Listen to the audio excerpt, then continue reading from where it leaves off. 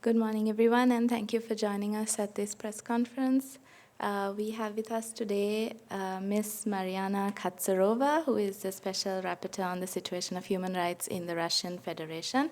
The Special Rapporteur must attend the Council at 10 a.m., so we will go straight to questions this morning. We have about 30 minutes for that. And we'll start with questions in the room and then move on to those of you participating online. Please state your name and your organization before asking a question. Thank you. Nick. Good morning. Nick Cumming-Bruce for New York Times. You made clear in your report and in your presentation to the Council yesterday that Russia not only didn't cooperate with your mandate, but actually obstructed it. And I wonder if you could just say something about how it obstructed it and the extent to which that affected your ability or the information you were able to correct. Thank you very much. And first of all, thank you to all media representatives for being here so early in the morning at such a short notice of my interactive dialogue being split between 2 days unexpectedly. To your question, I have requested several times from the Russian authorities access to the country, engagement with my mandate. I have also written a letter to the Ombudswoman for Human Rights, which is a national human rights institution, to solicit information for my report, and to the Russian authorities for a meeting and for access to the Russian Federation to meet various stakeholders, of course, to begin with from the government officials, but also victims of human rights violations, civil society, law enforcement, representatives of the legal profession. And unfortunately, there wasn't any response from the Russian authorities officially. However, in July, on 20th of July, all special procedure mandate holders and the Office of the High Commissioner for Human Rights, including my mandate, received a note verbal in which the Russian Federation declared that they are not only not going to, as a principle, collaborate with my mandate, they do not recognize it, but also any communication, individual or joint, with other special procedure mandate holders, other special rapporteurs on cases in the Russian Federation would be automatically ignored. I really consider this hindrance a very serious one to the performance of my mandate. It's an attempt to isolate the Russian mandate from other special procedure mandate holders. And in a way, it's undermining the whole machinery of the UN special procedure system, but also the human rights system, which cannot be devised, and governments should not be choosing and picking on which issues or with which mandates they should be communicating and collaborating. So I think it's a very serious issue about the Human Rights Council. So states and members of the Human Rights Council have to really take it seriously on this mandate, but on any other, really. Because I haven't chosen my mandate, I'm the mandate holder. It has been chosen by peers of the Russian Federation through a vote to create this mandate last year.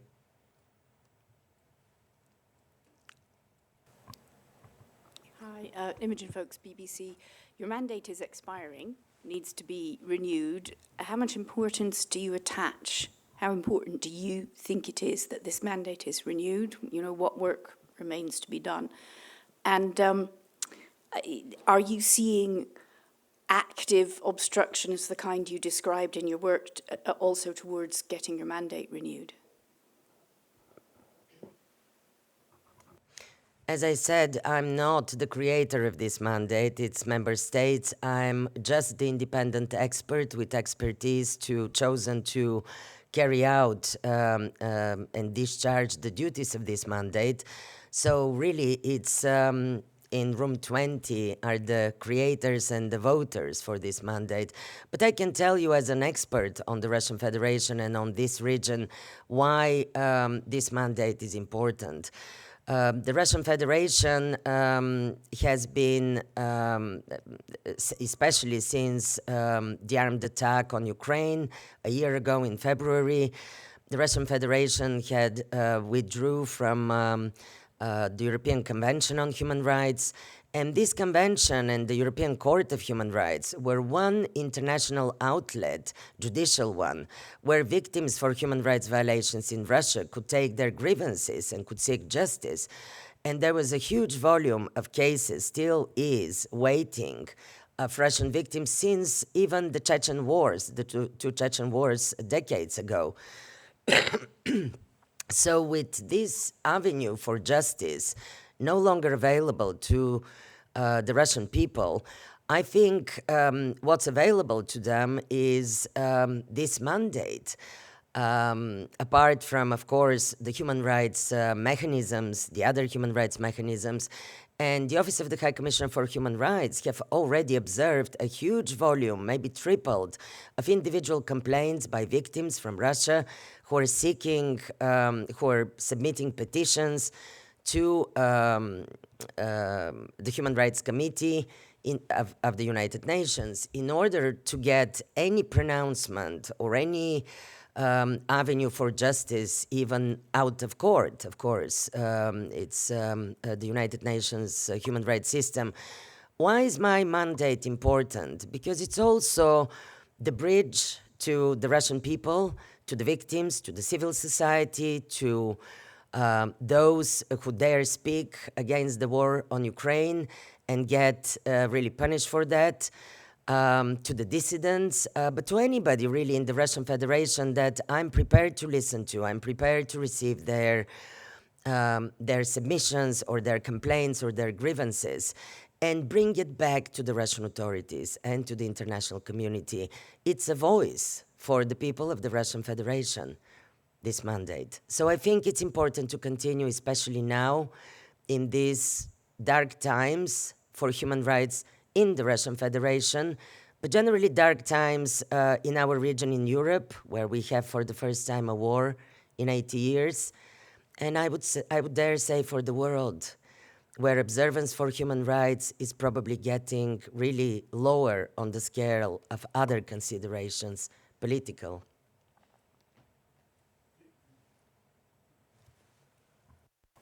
Thank you, please. Thank you. Stéphane Bussard, Le Temps newspaper.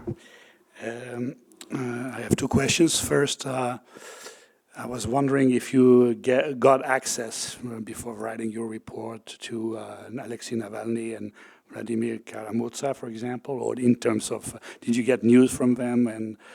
And second question, your report does not mention, if I'm not mistaken, the law that prohibits, in a way, crimes against humanity and war crimes. Why is that? Thank you. Yes, thank you. First of all, there is a very strict system of rules how our special procedures mandates operate. And I cannot bring a communication to the Russian authorities on a particular case without actually having a consent from the victim itself, himself or herself, if they're reachable, from their lawyers, through their lawyers, or civil society organization or a family member that is ready to give a consent on behalf of the particular victim of human rights violations. So, of course, I had communicated with the lawyers, with the family members of these individuals. You mentioned Mr. Navalny and Mr. Karamurza. And I had that consent after their cases were brought to my attention. So definitely, absolutely, and updated information on their health in detention, on their treatment in detention. I have been receiving these updates constantly. And that's why my concern is, and particularly I issued communication in a press release. I invited also other, maybe not on this case, I think I did it alone, but on other cases, I have been calling for the immediate release of Mr. Karamurza from detention. In particular, his health is in a really dire state, and he's facing 25 years imprisonment on arbitrary arbitrarily detained only for his expression of his anti-war stance and his dissident voice criticizing the Russian authorities. In terms of your second question, why there are no issues and concerns on war crimes and crimes against humanity, my mandate, if you read the resolution from 7th of October last year, concerns human rights, the human rights situation within the internationally recognized borders of the Russian Federation. So I'm concerned with every human right that is outlined in the resolution. In this report, I focused on civil and political rights, but I'm also concerned about domestic violence, about violence against women, about social and economic rights, the poverty.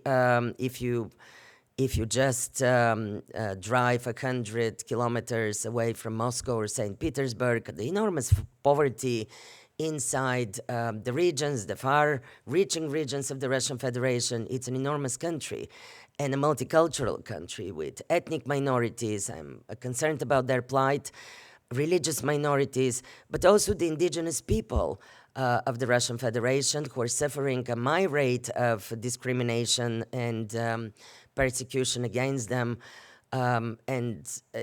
Even within the mobilization for the Russian army in connection with the war on Ukraine, disproportionately the indigenous people from small nations and the ethnic minorities have suffered from this mobilization, which has been enforced forcibly in these regions, unlike Moscow and St. Petersburg and the more central cities.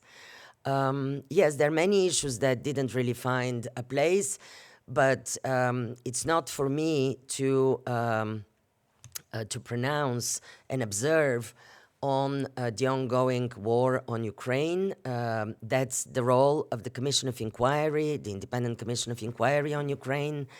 Yeah, So I was just mentioning the law that has been passed by the Duma. That's why, because since you're mentioning different laws that have been adopted that are counter to human Ladies rights. and gentlemen, the rules of the Human Rights Council are 10,700 words.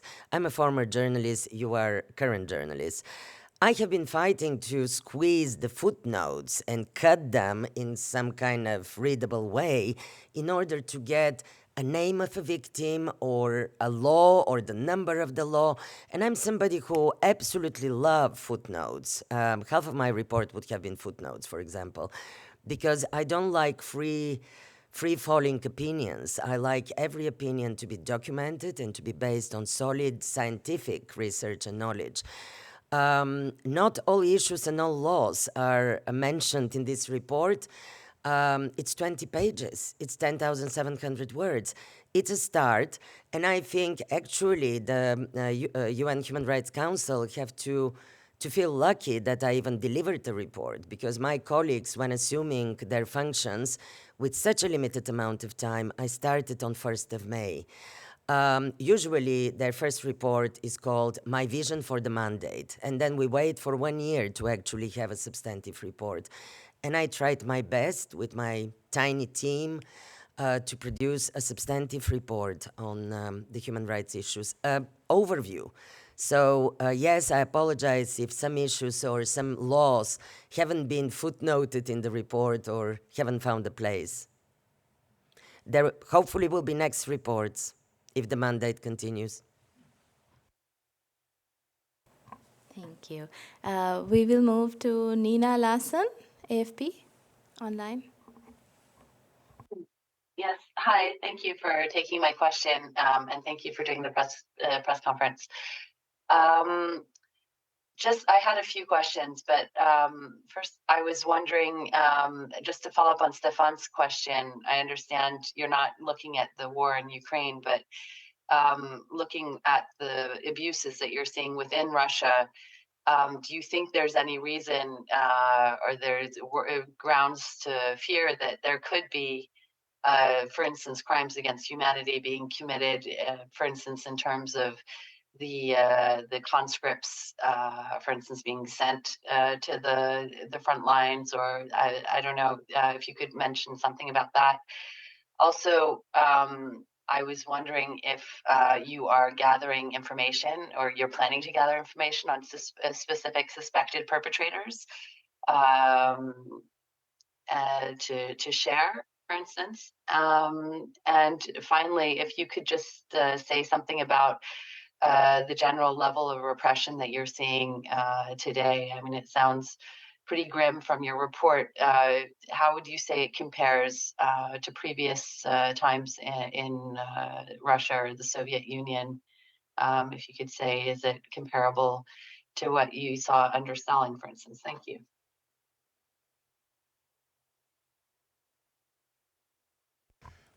Yes, thank you very much for these questions. First of all, crimes against humanity. International criminal law is actually a mathematics. It's a tool of mathematics. You have to observe, you have to investigate, and you have to calculate the findings to add up to crimes against humanity. My mandate or any other special procedure mandate holder, these are not investigative mandates. We're not commissions of inquiry. We're not the prosecutors of the International Criminal Court. Our role is different. Our role is to observe, to monitor, to speak to the victims, to speak to everybody really in the society, to the governments, inshallah, that they communicate with us, and it should be that way, because all changes in society are in the hands of the government of the country concerned. It cannot just happen by miracle.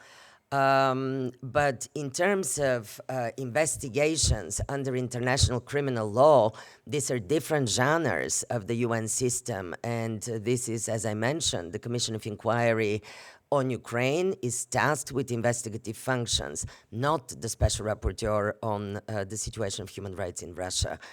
I am reporting, I'm obliged to report to the UN Human Rights Council and to the General Assembly once a year, so I have 2 reportings to do, but my reports are not really investigative reports. I'm not an investigator in this current role. I'm here to observe, to monitor, and to give recommendations to the authorities and to the international community how to introduce change on practical change on concrete violations and issues of concern. In terms of whether I collect information on suspected perpetrators, in my previous role, just before this mandate, actually I led for a year the examination of the human rights situation in Belarus. And that's a mandate of the UN High Commissioner. Well, this was an investigative mandate. So investigating on concrete perpetrators or investigating on under international criminal law on accountability, that was part of that mandate. As I said, Special Rapporteur is not an investigator and not a prosecutor, and certainly not a judge, but a judge in the moral sense and in the sense of upholding the international law and the convention, the UN conventions and rules that the country in question has signed and adopted. So that's the role. It may change in the future. The third question is about the level of repression in comparison to previous times. I think that really, and my report has outlined and documented this, the level of repression against the civil society, independent media, and generally to anybody with a dissenting voice in the Russian society is unprecedented in recent history. Yes, the previous times of repression that we all know from the Russian history was the times of the Stalinist repressions during the 1930s, when I think it's up to 30 million people who perished in gulags for being perceived as enemies of the state or dissidents at the time. I think it's not that bad yet, but now it's the opportunity really through this mandate, through our report, through your reporting and through the international community's action to not let the situation in Russia itself deteriorate to the level of the previous historical Stalinist repressions in this country. But the repression level is high, and as I said yesterday in my statement to the UN Human Rights Council, I consider the situation of human rights in the Russian Federation to be grave, and it's extremely serious. For example, the media freedom, I think it's called the Global Index, the World Press Freedom Index, has listed the level of the situation with freedom of expression in the Russian Federation before and after the armed attack on Ukraine. And the level of the Russian Federation, the place, has fallen by 9 places. So now the Russian Federation in 2023 was 164th place out of 180, categorizing the press freedom situation as very serious. This is just one example for you as representatives of the free media of the world. I think there is a serious place for concern, and also, of course, as documented by my report, an enormous crackdown on civil society. Around 600 civil society organizations, from big like Memorial, the Nobel Peace Prize winner for last year, to tiny organizations in the regions of indigenous people, of ethnic minorities, of LGBTIQ representative organizations that represent these people, have been closed down, has been forced to close down by the authorities by introducing draconic laws. One of them is the law on foreign agent, which was introduced actually in 2012. But since the armed attack on Ukraine, the invasion of Ukraine, there has been more restrictive additions to this law, introducing people affiliated with foreign agents or undesirable organizations. And many civil society, international and local, have been pronounced as either foreign agents or undesirable organizations. I mean, Dmitry Muratov, the editor-in-chief of Novaya Gazeta, again a Nobel Peace Prize winner of, I think it was 2021, a few days ago has been pronounced a foreign agent himself. Which carries a lot of restrictions on freedom of expression of these individuals, and eventually it could carry criminal prosecution. So yes, the level of repression I could categorize as, first of all, the civic society in Russia has been closed by the authorities.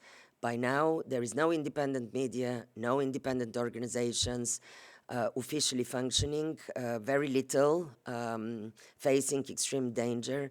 So I think, and the repression is very sophisticated. Every week, the Russian legislature is passing new restrictive laws or additions to existing laws to stifle civil society, to stifle independent media, and any dissidents, anybody who criticizes the Russian authorities. Even on issues like the indigenous people were telling me, on environmental issues, or when they're trying to protect their sacred grounds from draconian business companies that are trying to extract their oil or other extractions on their sacred lands. But in a country like Russia, when businesses and big business is connected to the powerful of the day, to the government, it's actually, a really serious issue of concern. And I know of one shaman in the Khatamansi region of Russia, and he's from the Khatamansi people. He's staging an individual protest to defend the sacred lake of his ancestors from the Surgut neft and gas company, which wants to extract a powerful business in Russia.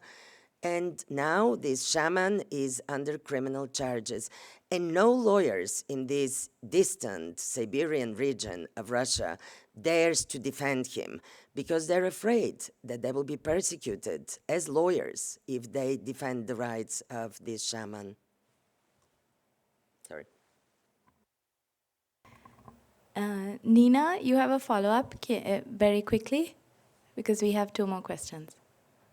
Yeah, sorry. I just wanted to go back to, you mentioned obviously that your mandate isn't an investigation.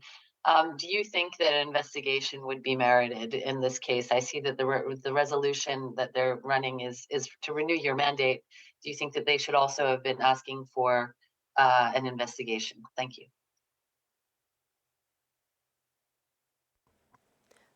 Are you asking whether they should be asking in the resolution that the special rapporteur has the function to investigate? I think it's the system of special procedures. I'm not the first special rapporteur on the planet, although sometimes it feels like that. But there are up to, I think, around 30 individuals, and then there are working groups, their colleagues, thematic and country mandates. So I think it's a matter of looking in the entire system, not just changing the rules for one special rapporteur and tasking them to become an arch investigator into crimes inside the country. There are other tools of the UN Human Rights Council. So I think, again, the resolution is not something I comment on. It's not something that I produced or I drafted. It's member states, and it's their will to, to include one thing or another. So the question should be to them, not to me. I think even as it is, there is a lot of work to be done, and my mandate is really overwhelmed. I think mandates like mine, working on an enormous country like Russia with 150 million people, have to be adequately supported, and all other mandates, of course, adequately supported. With resources, the Office of the High Commissioner for Human Rights has to be supported with resources in order to be able to support me.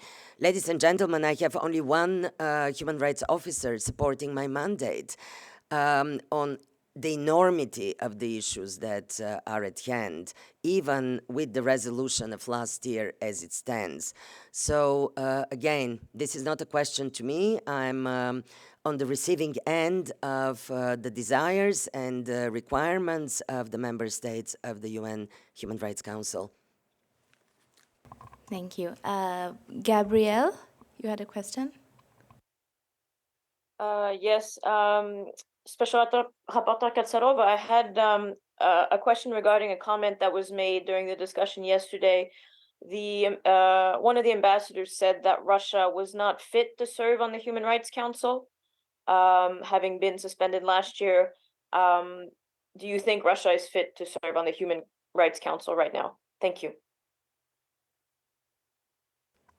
Again, it's not my place as an expert, independent expert on the Russian Federation to comment which government should be a member of the Human Rights Council.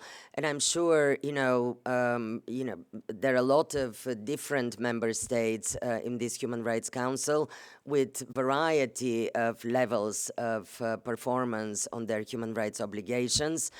It's not for me to comment on the membership of the Russian Federation to the Human Rights Council.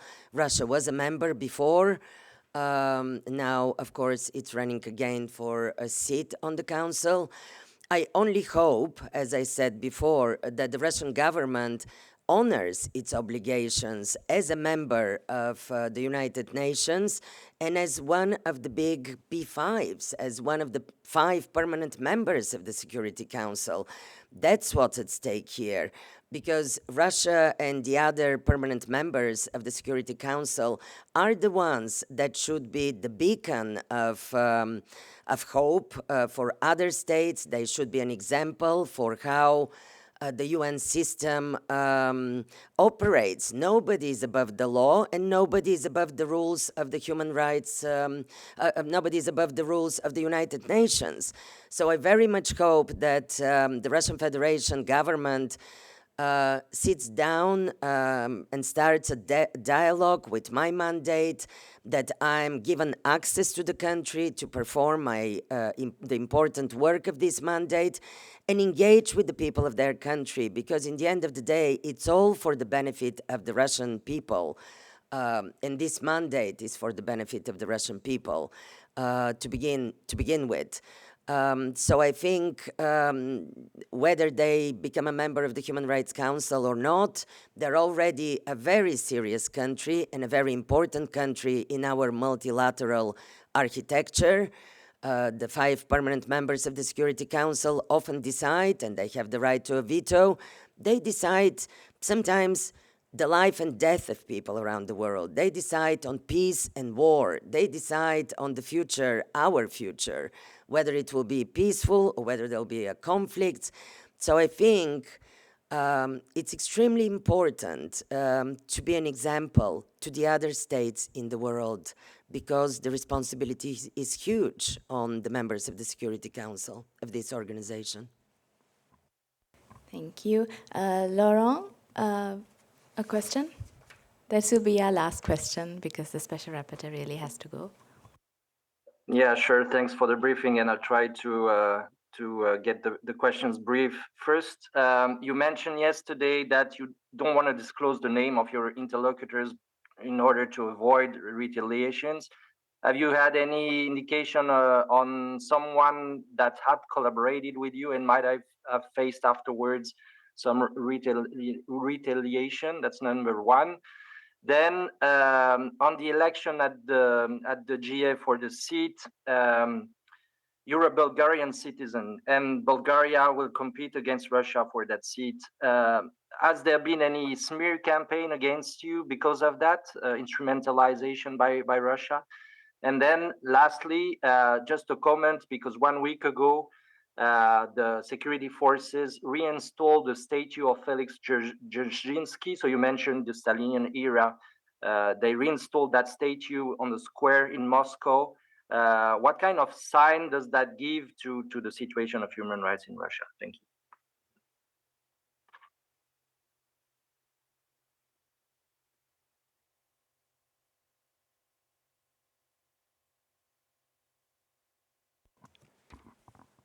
I think I will be late for the government, but because I need to actually schlep to the other building from here. But let me be brief. I don't remember your first question. I missed to record it. What was that? Sorry, Laurent, can you repeat the first question? Very quickly. Potential retaliation. Ah, yes, sorry. Now I remember. Yes, I have chosen not to reveal the victims, the civil society representatives, lawyers that I have received information from and I have met one way or another from inside Russia or outside, because I expect a possible retaliation against them, or a possible persecution by default for them speaking to my mandate. That's true. There is a very stringent system at the United Nations on the level of the Secretary General, and of course the Office of the High Commissioner for Human Rights through the Assistant High Commissioner for Human Rights. Every year reports are written about reprisals against people and organizations that suffer because of communication to the UN. And trust me, if there are any indications, I will be channeling this information through these channels to the highest level of the United Nations. So far, I must say, there hasn't been such case that has been brought to my attention. Hopefully, the Russian authorities, and one of my recommendations in the report towards them is about that, to eradicate, to end all reprisals against human rights activists or victims, any other people from Russia or outside Russia who are communicating with the United Nations, including with my mandate. The second one was about whether there is a smear campaign against me as a Bulgarian, because Bulgaria is applying. I do not represent my country as a special rapporteur. I applied for this job in a competition with half of the world as an independent expert, not as a Bulgarian. So I actually haven't lived in my country permanently in the past many years, because I had an international career as a human rights advocate. But I haven't really experienced any smear campaign as a Bulgarian, thank God. But also it's wonderful that my country is running for a seat at the Human Rights Council. It's wonderful that they're vocal on human rights. And I hope, again, that they will be an example for human rights performance among other states. Like we speak about Russia, I could speak about my own country. In terms of any sentiments from the Russian government, there was an interview given by the Russian ambassador in Geneva to Russia24 television channel. This was in June, and he said that the Russian Federation is not going to collaborate with my mandate, and he allowed himself to say that, and look, the special rapporteur is an active Russophobe. And when the journalist asked, well, why, what do you base your qualification on? He said, well, look where she worked in throughout her career. And where I worked in my career was Amnesty International for 10 years. It was the UN Office of the High Commissioner for Human Rights on 3 different assignments. So I think if these organizations and many others, OSCE or the European Bank for Reconstruction and Development, if these organizations are considered Russophobic, I think the ambassador is really misguided in his qualification.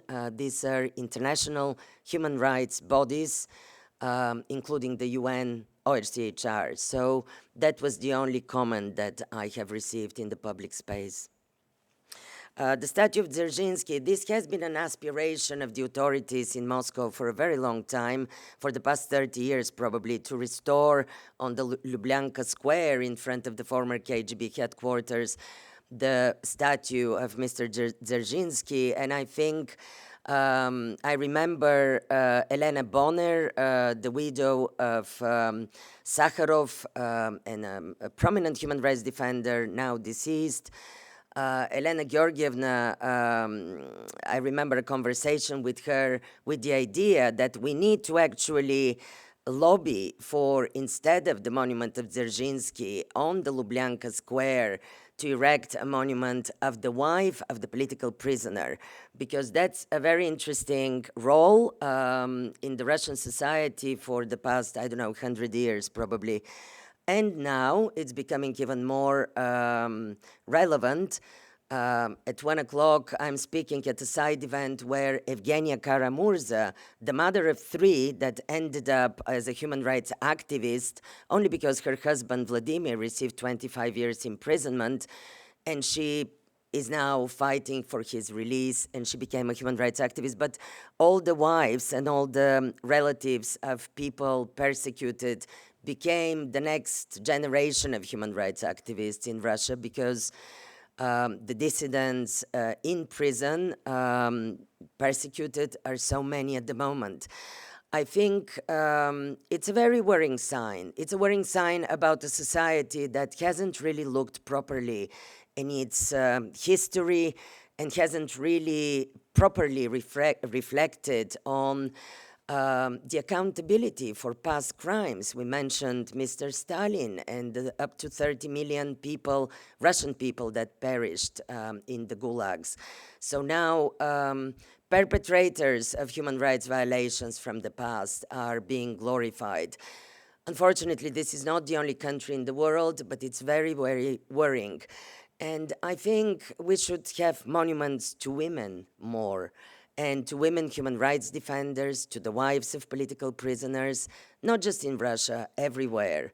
And not just monuments, living monuments, supporting them, supporting the activists and the journalists and the human rights defenders now that they're alive. And I think we need to turn this negative rhetoric into a positive one all over the world, including in the Russian Federation. Thank you very much. I have 5 minutes. I'll be late and I'll be grilled by the government, so I need to really run. Thank you. Thank you very much. Thank you for joining us.